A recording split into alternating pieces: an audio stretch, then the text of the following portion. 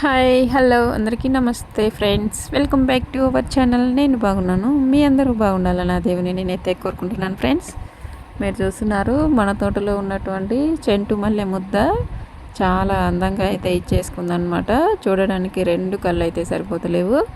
నేను ఈ పువ్వుని కొయ్యాలని అనుకోలేదు, కానీ నాగుల చవితి శుక్రవారం పక్కనే వచ్చాయి.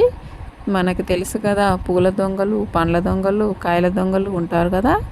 మనకి నేను మార్నింగ్ లేచేసరికి మన చెట్లకు ఉన్న పూలు యథావిధిగా మాయమైపోతూనే ఉన్నాయి.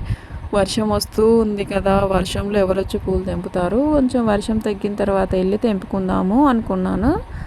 కొంచెం వర్షం తగ్గిందని చెప్పేసి మార్నింగ్ 8కి అట్లా వెళ్ళి చూసేస్తే ఒక్క పువ్వు అంటే ఒక్క పువ్వు లేదు. మన కనకాంబరం కలర్ మందార పూలు లేవు, మన ఎర్ర మందార పువ్వులు లేవు.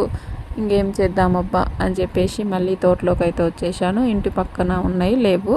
ఇంటి వెనకాలో ఇంట్లోంచి లోపలికి వచ్చేసి చూస్తే మనకి ఈ పువ్వులు అయితే మంచిగా చాలా ఎక్కువగా ఇచ్చుకొని ఉన్నాయి. ఈ పువ్వులు చూడగానే నా ముఖంలో ఉన్నటువంటి అలసట అంతా పోయింది. అయ్యో పూలు లేవే, ఈ పూజ ఎలా చేసుకోవాలా అని చెప్పేసి నేను బాధపడ్డాను. అయితే తోటలోకి వచ్చేసిన తర్వాత మనకి అందమైన బంతి పూలు కనిపించాయి, అలాగే ఈ తెల్ల చెంటు మల్లె ముద్ద కనిపించేసింది. అప్పుడు నాకు అమ్మయ్య అనిపించేసింది. ఫ్రెండ్స్, ఇప్పుడు ఈ పువ్వులన్నీ కోసేసుకొని మనమైతే పూజకైతే ఏర్పాట్లు చేసుకోవాలి. ఈ ఏవలా మనకి పువ్వులు ముద్ద బంతి అవుతాయి అనుకున్నాను, కానీ ఒక రకం బంతి అంటే పూర్తిగా ఒంటి రెక్క కాదు, పూర్తిగా ముద్దబంతి కాదు, మిడిల్గా పూసింది. లాస్ట్ టైం కూడా ఇలాంటి మొక్క మన తోటలో అయితే ఉంది. చాలా ఎక్కువగా కోసే కొద్ది పువ్వులు వస్తూనే ఉంటాయి.